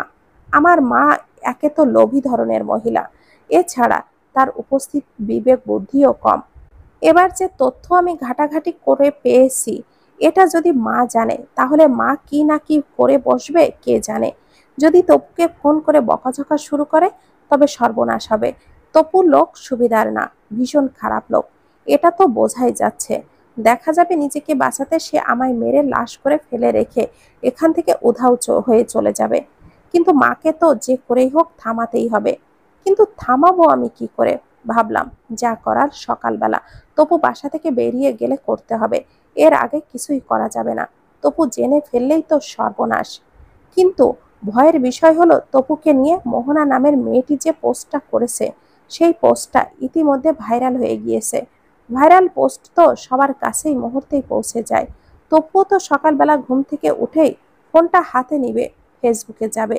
তখন যদি ওর সামনে এই পোস্টটা আসে তবে তো ও সাবধান হয়ে যাবে। হয়তো আমায় এখানে ফেলে রেখেই ও পালিয়ে যাবে। আমি ভেবেই পাচ্ছি না কিভাবে আমি তপুকে ধরিয়ে দিব। ও একবার হাত থেকে ফসকে গেলে আর কিছুতেই ওকে পাওয়া যাবে না। রাতে শুয়ে থেকেই ভয়ে ভয়ে মোহনা নামের ওই মেয়েটিকে মেসেজ করি আমি। লিখি, আপনি যে লোকটিকে খুঁজছেন সেই লোক এখন আমার কাছেই আছে, আমার বর্তমান স্বামী সে। আপনি মেসেজ দেখা মাত্রই আমায় রিপ্লাই দিন, দেরি হলে ও পালিয়ে যাবে, তাকে আর খুঁজে পাওয়া যাবে না কিছুতেই। ঠিক এই মেসেজটি আবার নাজলা নামের মেয়েটিকেও করলাম আমি। আধ ঘন্টা চলে গেলেও মোহনা নামের মেয়েটি আমার মেসেজ সিন করেনি। হয়তো তার ওখানে অনেক মেসেজ আসছে বলে আমার মেসেজ সিন করতে দেরি হচ্ছে। কিন্তু নাজলা নামের মেয়েটি মুহূর্তের মধ্যেই আমার মেসেজ সিন করলো। সে সঙ্গে সঙ্গে রিপ্লাই লিখলো, আপনার ঠিকানা বলুন, কোথায় আছেন আপনি? আমি ঠিকানা দেবার আগেই তপুর সঙ্গে তোলা আমার 3টা কাপল পিক তাকে পাঠিয়ে দিলাম। তারপর নাজলাকে লিখলাম, এই যে দেখুন আমার কাছে ওই যে লোক আছে, এর তার প্রমাণ। এবার আপনি সত্যি ওর স্ত্রী ছিলেন কি না এটা প্রমাণ দিন, আপনাদের কাপল পিক দিন। মেয়েটি মিনিট 5 পরেই তপুর সঙ্গে তোলা কাপল পিক পাঠিয়ে দিল। দেখেই বোঝা যাচ্ছে এডিট নয়, সত্যি সত্যি একসাথে তোলা ছবি। তাকে আমি বললাম, আচ্ছা বলুন তো, আপনাদের থেকে যে গহনা চুরি করেছে ওখানে কত টাকার গহনা ছিল? নাজলা বলল, 25 লাখ টাকার। আমি বুঝতে পারলাম নাজলা প্রতারক কেউ না, সে সত্যি বলেছে। আমি তাকে আগেই জিজ্ঞাসা করে নিলাম, আপনার ঠিকানা বলুন তো, কোথায় আছেন আপনি? তার এখানে এসে পৌঁছাতে কতক্ষণ লাগবে এটা অনুমান করার জন্যই আগে ভাগেই তার ঠিকানা জিজ্ঞাসা করে নিলাম। নাজনা বলল, শেরপুরে আছি। আমি বললাম, আমি তো নেত্রকোনায়, তাহলে তো খুব একটা দূরে না। আমি কাল সকালের আগেই এসে নেত্রকোনায় পৌঁছাবো। একটা কার ভাড়া করে নিন, সঙ্গে বেশি লোক নিয়ে আসুন, নয়তো সব হারাবেন। ও সকাল হলেই পালিয়ে যাবে। তাছাড়া আপনার সব গহনা তার কাছে এখনো আছে। এরপর আমি আমার নাম্বার দিয়ে দিলাম নাজলাকে। আমার বাসা কোথায়, কোন দিকে, কিভাবে আসতে হবে এক এক করে সব মেসেজে লিখে দিলাম। ওর সঙ্গে কথা শেষ করার খানিক পরেই মোহনা আমায় মেসেজ সিন করলো। তারপর মোহনা লিখলো, আপনি কি সত্যি বলছেন বোন? শত শত মানুষ আমায় মেসেজ করেছে, ওরা বলেছে আমি যার ছবি পোস্ট করেছি তাদের কাছেও ও আছে, তারা ধরিয়ে দিতে পারবে তাকে। আমার কাছে তার টাকা দাবি করছে, কেউ 2 লাখ টাকা, কেউ 1 লাখ টাকা, কেউ আরো বেশি। এর জন্য আর কাউকে বিশ্বাস হচ্ছে না আমার, মনে হচ্ছে সবই মিথ্যা বলছে। আমি বললাম, ওদের কাছে কি কোনো প্রমাণ চেয়েছেন? মানে আপনি যাকে নিয়ে পোস্টটা করেছেন তার কোনো ছবি আপনাকে দেখাতে বলেছেন? মোহনা বলল, না বলিনি। আমি সঙ্গে সঙ্গে ওই 3টি ছবি অর্থাৎ নাজলাকে যে ছবিগুলো পাঠিয়েছিলাম মোহনাকেও সেই ছবিগুলো পাঠিয়ে দিলাম। তারপর লিখলাম, এবার আমায় বিশ্বাস হচ্ছে তো? বিশ্বাস না হলে আর 1 মিনিট ওয়েট করুন, তারপর দেখুন বিশ্বাস হয় কিনা। বলে ফোনের ডিসপ্লের আলো দিয়ে আমি ভালো করে দেখে নিলাম তপু ঘুমে কিনা। ও গভীর ঘুমে আছে এটা নিশ্চিত হবার পর ডিম লাইটের মৃদু আলোতে মোহনাকে ভিডিও কল দিলাম। ও রিসিভ করলো। এখান থেকে কোনো কথা না বলে শুয়ে থাকা তপুকে দেখিয়ে দিলাম ভালো করে। তারপর কলটা কেটে দিয়ে লিখলাম, এখন বিশ্বাস হয়েছে তো? মোহনা তাড়াহুড়ো করে রিপ্লাই দিল। সে বলল, আপনার পায়ে পড়ি বোন, এটাই সেই লোক, সেই প্রতারক। আপনি ওকে ধরিয়ে দিন প্লিজ। আপনার কাছে আমার আকুল আবেদন বোন। বিনিময়ে কত টাকা চান বলুন, আমি টাকা দিব। যত টাকা চান তত টাকাই দিব। আমি বললাম, আমি কোনো বিনিময় চাই না, আমি নিজেও ওর শাস্তি চাই। আমিও ঠকেছি, ওর প্রতারণার শিকার আমিও হয়েছি। আমি ওর উপযুক্ত শাস্তি চাই আপনার হাতে। আমি ওকে তুলে দিব, কিন্তু সমস্যা হলো কাল সকাল হতেই ও যেভাবেই হোক জেনে যাবে পোস্টটা করেছেন। যেহেতু আপনার পোস্টটা ভাইরাল হয়ে গিয়েছে তাই এটা সবার কাছেই পৌঁছে যাবে, ওর কাছেই নিশ্চয়ই যাবে। আর ও এটা দেখার সঙ্গে সঙ্গে পালিয়ে যাবে, তাকে আর কিছুতেই ধরা যাবে না। মোহনা বলল, আপনি কোন জায়গায় থাকেন বোন? নেত্রকোনায়। আমি টাঙ্গাইলে থাকি। টাঙ্গাইলের ঘাটাইলে। ওখান থেকে আমি রাত শেষ হবার পূর্বেই এসে পৌঁছে যাব, যেভাবেই হোক এসে পৌঁছাবই। হ্যাঁ, তাই করুন, কিন্তু কিছুতেই একা আসবেন না, বেশি করে লোক নিয়ে আসুন সঙ্গে। পারলে দ্রুত গাড়ি করে গাড়ি নিয়ে আসুন। আচ্ছা ঠিক আছে বোন। তাকেও আমি আমার পুরো ঠিকানা দিয়ে দিলাম, যেন খুব সহজেই এখানে এসে পৌঁছে যেতে পারে। এরপর খানিকক্ষণ সময় চুপচাপ শুয়ে রইলাম, নড়াচড়া করছি না। নড়াচড়া করলে যদি আবার তপু ঘুম থেকে উঠে যায় তাই। কিন্তু ফোনের ডিসপ্লের আলোর জন্য সমস্যাও হতে পারে। ও যদি একবার দেখে এত রাতে আমি ফোন ব্যবহার করছি, এখনো ঘুমায়নি, তবে ঝামেলা করবে। ও তো আর সহজ সরল লোক না, সব বুঝে ফেলবে মুহূর্তেই। এই ভয়ে এই গরমের মধ্যেও কাঁথা টেনে সারা শরীর ঢেকে নিলাম। এরপর বাবাকে একটানা কল দিতে থাকলাম। আমি জানি এত রাতে বাবা জেগে নেই, গভীর ঘুমে আচ্ছন্ন, কিন্তু বারবার কল দিলে ফোনের রিংটোন শুনে বাবা একসময় জেগে উঠবেই। বাবা জেগে উঠে ফোনটা রিসিভ করলে আমি এপাশ থেকে কিছু কথা বলবো না। কথা বললে তপু টের পেয়ে যাবে, তার ঘুম ভেঙে যাবে। তাই আমি কথা না বলে সরাসরি ফোনটা কেটে দিব। তারপর মেসেজ করে যা বলার তাই বলে দিব। বাবাকে বার কয়েক কল দিলাম, ফোনটা রিসিভ করলো না বাবা। এরপর একসময় রিসিভ করতেই আমি ফোনটা কেটে দিলাম এপাশ থেকে। তারপর সঙ্গে সঙ্গে বাবার ফোনে মেসেজটা পাঠিয়ে দিলাম। মেসেজে আমি লিখলাম, বাবা আমি বড় বিপদে আছি, বিরাট বড় একটা বিপদ। সকালবেলা তুমি চাচাদের নিয়ে আমার শ্বশুরবাড়ির সামনে থেকো, পারলে এক্ষুনি বের হয়ে পড়ো তোমরা। মনে রাখবে ভোর হবার আগেই এখানে এসে উপস্থিত হতে হবে তোমাদের। বাবাকে মেসেজ করে ফোনের ডাটাটা অফ করে বালিশের একপাশে রেখে দিলাম ফোন। তারপর শরীরে কাঁথা নামিয়ে একপাশে রেখে দিলাম। কিন্তু এর মধ্যে সমস্যা যা হবার হয়ে গেল। হঠাৎ করেই ইলেকট্রিসিটি চলে গেল। তপু এমনিতেই গরম সহ্য করতে পারে না। ইলেকট্রিসিটি চলে যাওয়ার মুহূর্তেই ওর ঘুমটা ভেঙে গেল। ঘুম ভাঙার পরপরই ওর হাতে ওর ফোনটা তুলে নিল। ওর হাতে ফোন তুলে নেওয়ার ভয়ে আমার বুকটা ধক করে উঠল। ও যদি এখন ফেসবুকে যায় তবেই তো দেখে ফেলবে, জেনে যাবে সব কিছু। কিন্তু সে ফেসবুকে ঢুকতে পারল না, কিন্তু ইলেকট্রিসিটি না থাকায় ওয়াইফাই কানেক্ট করতে পারেনি। তারপর বালিশের ওপাশে ফোন রেখে দিয়ে আমায় ডাকল। আমি জেগে থাকলেও চুপচাপ ঘুমের ভান করে থাকলাম। কিন্তু তপু নাছোড়বান্দা। সে আমার গায়ে ধরে জোরে সোরে ধাক্কা দিয়ে ডাকতে লাগল। এখন আর চুপ থাকার উপায় নাই। চুপ করে থাকলে ও ভাববে আমি মিছেমিছি ঘুমের ভান করে শুয়ে আছি। এই ভয়েই মুখ খুলতে হলো আমার। ঘুম কাতুরে গলায় বললাম, কি হয়েছে? এত রাতে ডাকছো কেন? তপু বলল, কারেন্ট নাই। ওয়াইফাই নাই। চুপচাপ থাকতে ভালো লাগছে না। আসো গল্প করি। আমি বিরক্তি দেখালাম না। আমি জানি এখন কিছুতেই তাকে বিরক্তি দেখানো যাবে না। তাকে কিছুই বুঝতে দেয়া যাবে না। ভাবলাম গল্প করি, তার সঙ্গে সমস্যা নাই তো। গল্পের ভোরে হলেও যদি রাতটা পার হয়ে যায়। আমি তার সঙ্গে এটা সেটা নিয়ে কথা বলতে লাগলাম। কিন্তু ইতিমধ্যে সে এমন একটা তথ্য দিল যা শুনে আমার মেজাজ ভীষণ খারাপ হয়ে গেল। তপু বলল, তোমার মা লোক ভালো। উনি নিজেরে ভাবেন দুনিয়ার সবচেয়ে চালাক মহিলা। সমস্যা হলো উনি চালাক মহিলা না, উনি বোকা, বিরাট বোকা। আমি বললাম, কি করেছে আমার মা? আমার মাকে নিয়ে কথা হচ্ছে কেন?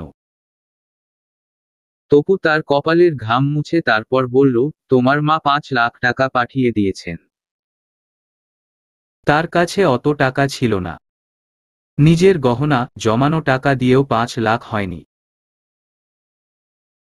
পরে তোমার বাবা যে গরু কেনার জন্য 2 লাখ টাকা রেখেছিলেন ওগুলোও দিয়ে দিয়েছেন। তবুও তিনি কাউকে জানতে দিবেন না তোমার স্বামী লোক খারাপ। হা হা হা, হাসল তপু। ওর হাসিটা এত খারাপ লাগছে আমার। আমি নিজেকে সামলে রাখতে চেয়েও পারিনি। তাকে ঘৃণার কণ্ঠে তখন বললাম, ছোটলোকের বাচ্চা। পরের টাকা এভাবে মেরে খেতে লজ্জা করে না? টাকা না, তুই জাহান্নামের আগুন খাচ্ছিস। এর ফল তুই পাবি দেখিস। তপু আমার মুখ থেকে এইসব কথা শুনে রেগেমেগে আগুন হয়ে উঠল একেবারে। সে সঙ্গে সঙ্গে আমার গলার কাছে তার হাতটা আনল। তারপর গলায় চেপে ধরে রাখল অনেকক্ষণ। আমার তখন কেবল মনে হতো লাগলো আমার দম একেবারে আটকে আসছে। এমনিতেই একটু একটু শরীর ঘামছিল। এবার সারা শরীর থেকে পানি ঝরতে লাগল। চোখ দুটি মনে হচ্ছে কোটর থেকে বেরিয়ে আসছে। দুহাত দিয়ে আমি ওকে খামচি দিতে চাইলাম, কিন্তু মনে হলো আর কুলিয়ে উঠতে পারছি না। হাত পা অবশ হয়ে এসেছে। ভেবেছিলাম ও মেরাই ফেলবে, কিন্তু একেবারে মারল না। যখন মনে হলো দম আটকে যাবে, এক্ষুনি মরে যাব আমি, ঠিক তখনই সে আমার গলা ছেড়ে দিল। তারপর সে বিছানায় উঠে বসে বলল, আরেকবার আমায় গালি দিলে জানে মেরে ফেলব তোকে। মনে রাখিস কথাটা। এবার ছেড়ে দিলাম। আমি ছাড়া পেয়ে ব্যথায় কাতর গলায় 2 হাত দিয়ে ধরে হাউমাউ করে কাঁদতে লাগলাম। এসব কান্নায় তপুর কিছু যায় আসে না। এই ঘরের পাশের ঘরেই তার মা থাকে। ওই মহিলাও বড় নিষ্ঠুর। এত রাতে এই ঘর থেকে আমি এভাবে শব্দ করে কাঁদছি, এই কান্না নিশ্চয় তার শোনার কথা। হয়তো সে শুনছেও, শুনেও চুপ করে আছে। হয়তো আমার এই কান্না তাকে বড় আনন্দ দিচ্ছে। আমি তপুকে আর কিছুই বললাম না। শুধু মনে মনে আল্লাহর কাছে বললাম, আল্লাহ, তুমি তো পৃথিবীর সবচেয়ে বড় অত্যাচারী ফিরাউন নমরুদকেও ছাড় দেওনি। তাদের অত্যাচারের পরিণতি তাদের ভোগ করিয়েছিলে। আল্লাহ গো, তুমি তপু নামের জালেমটাকেও তার পরিণতি ভোগ করিয়ে দিও। আমি আর কিছুতেই সহ্য করতে পারছি না। তপু উঠে গিয়ে ঘরের জানলা খুলে দিল। তারপর চেয়ারে বসে সিগারেট ধরিয়ে বলল, তোর মাকে কিংবা তোর বাবাকে ভুলেও বলবি না তোর সঙ্গে আজ রাতে আমি কি কি করেছি। যদি ওদের এই বিষয়ে কিছু বলিস তবে সত্যি সত্যি আমি তোকে মেরে ফেলব। আমি কিছু বললাম না। এই অন্ধকারেও বিছানায় উপুর হয়ে পড়ে থেকেই তপুর দিকে একবার অসহায়ের মতো তাকালাম শুধু। ততক্ষণে ইলেকট্রিসিটি চলে এসেছে। আমি চোখ বন্ধ করে একাগ্রচিত্তে আল্লাহর কাছে বলতে লাগলাম, আল্লাহ ও যেন এসে বিছানায় শুয়ে ঘুমিয়ে পড়ে। ফোন যেন হাতে না নেয়। ফেসবুকে যেন না ঢুকে। কিন্তু আমার এই চাওয়া পূরণ হলো না। তপু এসে তার হাতে আবার ফোন তুলে নিল। ওয়াইফাই অন করে ফেসবুকে ঢুকল। তারপর এটা ওটা দেখতে দেখতেই হঠাৎ করেই লাফিয়ে উঠে বসে পড়ল বিছানায়। তারপর বলল, জুই উঠো, এক্ষুনি উঠো, আমরা এক জায়গায় যাব। আমি ভয়ে কথা বলতে পারছি না। আমি জানি যা হবার তা এতক্ষণে হয়ে গেছে। তপু জেনে গিয়েছে সবকিছু। তবুও আমি বললাম, কোথায় যাবে? তপু তাড়াহুড়ো করে বলল, আমার মামা মারা গিয়েছেন, তাদের বাড়ি যাব। আমি জানি এটা একেবারেই মিথ্যে কথা। মিথ্যে বলেই আমায় নিয়ে পালিয়ে যাবে, এখান থেকে সটকে পড়বে। ধরা পড়ার বিন্দুমাত্র ঝুঁকি সে নিবে না। হয়তো এমন জায়গায় যাবে যেখানে কেউ আর তাকে খুঁজে পাবে না। হয়তো যাবার সময় রাস্তায় বা অন্য কোথাও নিয়ে আমায় তারা চিহ্ন রেলা তারা চিহ্ন সটা ফেলে রেখে যাবে। আমি কি করব এখন? কিছুই মাথায় ঢুকছে না। তপু ও ঘরে গেল, তার মাকে ডাকছে গিয়ে। আমার মাথায় ঠিক তখনই বুদ্ধিটা এলো। আমি ভাবলাম এক্ষুনি আমার ফোনের জিপিএস চালু করে দিব আমি। জিপিএস চালু করা থাকলে আমি যেখানেই যাব সেই লোকেশন পুলিশের লোকেরা বের করে ফেলতে পারবে। লোকেশন দেখে মুহূর্তের মধ্যে পুলিশ আমাদের কাছে পৌঁছে যেতে পারবে। আমি এই সুযোগে তাড়াহুড়ো করে আমার ফোনের জিপিএস চালু করে ফেললাম। তারপর মোহনা এবং নাজলাকে মেসেজ করে দিলাম। লিখলাম, তপু সব জেনে গেছে। ও এক্ষুনি আমায় নিয়ে পালিয়ে যাবে এখান থেকে। তবে আমি আমার ফোনে জিপিএস চালু করে রেখেছি। মেসেজ দেখার পর তোমরা সাথে করে পুলিশের লোক নিয়ে নিও, তবে সহজেই আমাদের পেয়ে যাবে। মেসেজ লিখে ওদের সেন্ড করে খানিক সময় অপেক্ষা করলাম। তারপর যখন নিশ্চিত হলাম ওদের ফোনে মেসেজ পৌঁছে গিয়েছে তখন মেসেঞ্জার থেকে ওদের দুজনের আইডি ডিলিট করে দিলাম। যেন তপু আমার ফোন চেক করেও কিছুই বুঝতে না পারে, তাই এই সতর্ক অবলম্বন করলাম। তপুর ডাকে ওর মায়ের ঘুম ভাঙল। আমিও তাড়াহুড়ো করে ওদের সঙ্গে বেরিয়ে যাবার জন্য প্রস্তুত হলাম। ওদের সামনে এমন ভাব করলাম যেন আমি এসবের কিছুই জানি না। কিন্তু আমায় অবাক করে দিয়ে তপুর মা বিছানার নিচ থেকে একটা একটা করে গয়না বের করল। তারপর সেগুলো কাপড়ের ব্যাগে ভরে নিতে লাগলো। আমি তখন তার কাছে গিয়ে বললাম, গহনাগুলো লুকিয়ে রেখে আমার নামে মিথ্যে অপবাদ দিয়েছিলেন কেন? তপুর মা আমার দিকে একবার রাগী চোখে তাকালো, কিন্তু কিছু বলল না। আমি তাকে আবার একই কথা বললাম। এখন কথা বলছেন না কেন? আপনিই তো চোর। কিন্তু এভাবে আর কতদিন? ধরা তো একদিন ঠিকই পড়বেন। ওই মহিলা এবার কথা বলল, ধারালো গলায় বলল, তোর গলাটা লম্বা হয়েছে খুব। সময় এলে এটা কেটে ছোট করে দিবে আমার ছেলে। আমি মুচকি হাসলাম, কথা বললাম না। এরপর দেখলাম তপুও ঘর থেকে প্রয়োজনীয় অনেক কিছু সঙ্গে করে নিয়ে নিল। সবকিছু কাপড়ের ব্যাগেই ভরে নিয়েছে, কাপড়ের ভাঁজের মধ্যে। তারপর আমরা ঘর থেকে বেরিয়ে পড়লাম। তখন প্রায় শেষ রাত। আমরা উঠোন পেরিয়ে গেটে আসতেই অদ্ভুত ঘটনাটা ঘটল। গেট খুলতেই দেখা গেল এক দল লোক। কম করে হলেও 12 জন তো হবেই। ওদের সঙ্গে একটি মেয়ে। মেয়েটিকে দেখেই আমি চিনেছি, নাজলা। ওরা সঙ্গে সঙ্গে চতুর্দিক থেকে আমাদের ঘিরে ফেলেছে এবং তপুর মা আর আমাকে ধরে ফেলল।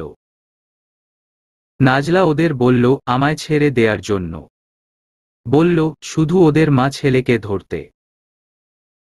আমায় যে দুজন লোক ধরেছিল তারা আমায় ছেড়ে দেয় সঙ্গে সঙ্গে। তারপর নাজলা আমার পাশে এসে দাঁড়ায়। সে এসে আমায় জড়িয়ে ধরে, বলে, এই ঋণ আমি কোনোদিন ভুলব না বোন। আমি নাজলাকে তখন বলি, এটা পরে দেখা যাবে। এখন ওই বুড়ির হাত থেকে ব্যাগটা নিয়ে ওখানে দেখো, তোমার সব গহনা ওখানেই আছে। নাজলা সঙ্গে সঙ্গে তপুর মার কাছে যায় এবং তার হাত থেকে ব্যাগটা টেনে নিয়ে খুলে টর্চ দিয়ে দেখে আমার দিকে তাকিয়ে বলে, সব আছে এখানে, সব আছে। নাজলার সাথে আসা লোকদের কজন মিলে তপুকে মারধর করতে শুরু করেছে। একজন একটা শক্ত ঘুষি বসিয়ে দিয়েছে ওর নাকে, নাক থেকে ফিনকি দিয়ে রক্ত বেরুচ্ছে। আমি নাজলাকে বললাম, ওদের শান্ত থাকতে বলো, আমরা আইনের আশ্রয় নিয়ে এটা মিটমাট করব, নিজেদের হাতে আইন তুলে নিব না কেউ। নাজলা ওদের শান্ত থাকতে বলল। ওরা শান্ত হয়ে গেল। আমি বাসা থেকে রশি সংগ্রহ করে দিলাম, বললাম ওদের দুজনকেই গাছের সঙ্গে বেঁধে ফেলুন। ওরা তপু আর তার মাকে দুটো কাঁঠাল গাছের সঙ্গে বেঁধে ফেলল। ততক্ষণে আমি বাবাকে ফোন করলাম, জিজ্ঞেস করলাম, কত দূর এসেছ তুমি? বাবা বললেন, এসে গিয়েছেন, শহরে ঢুকলেন মাত্র। আমি বললাম, তুমি পুলিশ নিয়ে আসো সঙ্গে করে, দ্রুত করো। বাবার সঙ্গে ফোনে কথা বলা শেষ করার পরপরই আরও দুটো মাইক্রো বাস এসে থামল গেটের সামনে। ততক্ষণে ফজরের আজানও হয়ে গিয়েছে। গাড়ি থেকে বেরিয়ে এলো মোহনা আর তার সঙ্গে এক দল মানুষ। আমি বলেছিলাম বেশি করে লোক নিয়ে আসতে, যেন তপু কিছুতেই পালাতে না পারে। নাজলা এবং মোহনা আমার কথা মতোই বেশি করে লোক নিয়ে এসেছে। ওরা নেমে আসতেই আমি মোহনার কাছে এগিয়ে গেলাম। মোহনাকেও বুঝিয়ে বললাম শান্ত থাকতে। ওরা আমার কথা শুনল, শান্ত হয়ে রইল। এর প্রায় মিনিট 10 পরেই বাবা এলেন। বাবার সাথে আমার চাচারা আর পুলিশের একটা গাড়িও এলো। পুলিশের লোকেরা এসে সবকিছু শুনল। আমি তখন দারোগার কাছে বললাম, আমার মায়ের থেকে তপু গতরাতে 5 লাখ টাকা নিয়েছে, মাকে হুমকি দিয়ে। তপু সঙ্গে সঙ্গে না করল, বলল, মিথ্যে। দারোগা এখানেই তপুকে বেত দিয়ে কয়েকবার প্রহার করার পরেই সে হড়বড় করে স্বীকার করল, বলল 5 লাখ সত্যিই সে নিয়েছে, টাকাটা ব্যাগেই আছে। দারোগা একজন কনস্টেবলকে বললেন ব্যাগ খুলে দেখতে। কনস্টেবল খোঁজাখুঁজি করে কাপড়ের ভাঁজের ভেতর পুরো টাকাটাই পেল। মোহনাও তখন তার কাছ থেকে নিয়ে আসা টাকার কথা বলল দারোগার কাছে। তপু তখন 2 হাত জোর করে ক্ষমা চাইল, বলল তার কাছে আর কোন টাকা নাই। দারোগা মারধর করল, কিন্তু কোন লাভ হলো না। সত্যি সত্যি তপুর কাছে আর কোন টাকা নাই। তপু বলল, অনেক আগেই মোহনাদের থেকে আনা টাকা সে খরচ করে ফেলেছে। আরও স্বীকার করল সে এভাবেই মানুষের সঙ্গে প্রতারণা করে টাকা উপার্জন করে সে। তার মাও তাকে সঙ্গ দেয়। আমিও তখন দারোগাকে বলি, তপু কিভাবে আমায় মানসিকভাবে নির্যাতন করেছে এই কদিন, আর গতকাল আমার উপর শারীরিক যে নির্যাতন করেছে তার দাগ তখনও গলায় আছে। গলা সামান্য ফোলাও। দারোগা সব দেখল, তারপর তাকে অ্যারেস্ট করে নিয়ে গেল, সঙ্গে তার মাকেও। দারোগা আশ্বাস দিয়ে গেল, এই প্রতারক এবং তার মায়ের সর্বোচ্চ শাস্তি দেয়ার ব্যবস্থা করবে। নারী নির্যাতনের একটা মামলাও হবে তার বিরুদ্ধে। তপু আর তার মাকে পুলিশ সাথে করে নিয়ে যাবার পর নাজলা এবং মোহনা আমার কাছে এগিয়ে এলো। এসে মোহনা বলল, আমার টাকা লাগবে না। টাকাই তো আর সবকিছু না। এই শয়তান যে তার প্রাপ্য শাস্তি পাচ্ছে এতেই আমার আনন্দ। নাজলা তখন বলল, আমি যে এই গহনাগুলো কোনোদিন ফিরে পাবো তা কখনো ভাবিওনি। আশাই ছিল না ফেরত পাবার। ফেসবুকে মোহনা পোস্ট না করলে কোনোদিন এই শয়তানকে পাওয়া যেত না। মোহনার জন্য যেহেতু আমি গয়নাগুলো পেয়েছি তাকে আমি খালি হাতে ফেরত দিব না। এইগুলো বিক্রি করে এর অর্ধেক টাকা আমি তাকে দিব। আমার তখন কি যে ভালো লাগলো। নাজলা এবং মোহনার মন কত পরিচ্ছন্ন। আমি মনে মনে বললাম, আল্লাহ ওদের মঙ্গল করুন, ওদের জীবনে শান্তি ঢেলে দিন। আমি জানি আজ না হোক কাল ভালো মনের মানুষগুলো তাদের পুরস্কার পাবেই পাবে। আমি তখন আরো ভাবলাম আমাদের 3 জনেরই বিয়ে হয়েছিল। আমাদের স্বামী প্রতারক, আমরা তাকে পুলিশের হাতে ধরিয়ে দিতে পেরেছি। একজন প্রতারকের শাস্তি হবে, এটাই আমাদের আনন্দের বিষয়, এটাই আমাদের বিজয়। নাজলা আর মোহনা বিদায় নিয়ে তাদের গন্তব্যের দিকে চলে গেল। যাবার আগে বারবার আমার কাছে কৃতজ্ঞতা জানিয়ে গিয়েছে। ওরা চলে যাবার পর আমিও বাবা আর চাচাদের নিয়ে বাড়ি ফিরে এলাম। এসে মাকে বললাম, তোমার জন্য, শুধু তোমার লোভের জন্য আজ আমার এই পরিণাম ভোগ করতে হয়েছে। মা কিছু বলল না, চুপ করে রইল। কিন্তু আমি বুঝতে পারছি তার বুকের মধ্যে তোলপাড় শুরু হয়েছে। তার বোকামি নিজ থেকেই অনুধাবন করতে পারছে মা। এরপর আমি বললাম, এখন চুপ থেকে কোন লাভ হবে না। মেজো ফুফুকে আমি ফোন দিচ্ছি। ফুফু আসবেন ফোন দিলে। ফুফু এলে তুমি তার কাছে ক্ষমা চাইবে। মা রাজি হল। ফুফুকে আমি ফোন করলাম বিকেল বেলা। ফুফু এলেন পরদিন সকাল বেলা। ফুফু এলে তার হাত ধরে মা তার কাছে ক্ষমা চাইল, কান্নাকাটি করল। ফুফু মাকে ক্ষমা করে দিলেন। আর আমি তখন মাকে বললাম, দুটো জিনিস খুব ভয়াবহ রকমের খারাপ মা। একটা হলো লোভ আর অন্যটি অহংকার। এই দুটো যার মধ্যে নাই তার জীবন সুন্দর। আর এরকম সুন্দর জীবনের মানুষদের সঙ্গে আল্লাহ সব সময় থাকেন। মা আমার চোখের দিকে তখন জল ছলছল চোখে তাকালেন। আমি তার চোখ দেখেই বুঝতে পারলাম তার মধ্যে প্রবল অনুশোচনা এসেছে।